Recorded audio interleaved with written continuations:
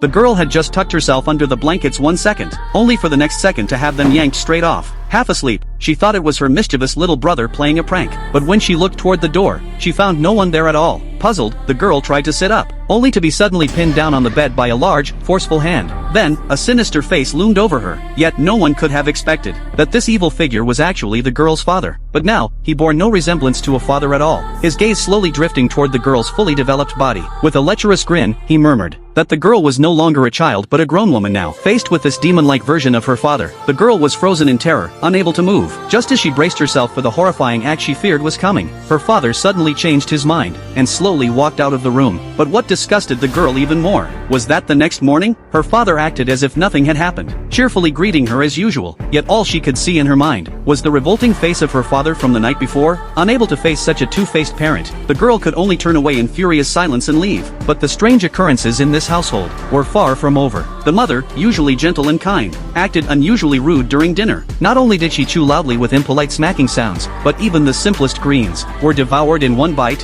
her jaw working aggressively, her expression disturbingly intense. And when her youngest son spat out an overly salty egg, she flew into a rage, sweeping all the dishes onto the floor, then harshly scolding him for being ungrateful, screaming that the entire family depended on her to survive. Only when the terrified boy burst into tears and begged for forgiveness did she finally stop her outburst. Though no one understood why she had changed so much, the family dismissed it as stress from exhaustion. But when the father returned from work that night, something even more horrifying began to unravel. Watching his wife do chores, smiling at a comedy show, the father approached her and asked, "Why did you lose your temper so badly this morning?" But the mother just smiled and said, "I wasn't even home this morning. I went out with a friend." She claimed she had no idea what had happened earlier. Though puzzled by her answer, the father didn't press further. Yet before long, strange things started happening again. While showering alone, the older sister kept feeling like someone was watching her. She quickly wiped the steam off the glass, only to see her younger sister standing there. Relieved at first, the sister soon froze in shock. Her little sister's face was completely blank. Then, out of nowhere, she started viciously cursing their parents, even screaming that she wanted to kill their annoying little brother. Before the older sister could react, the younger girl suddenly lunged at her,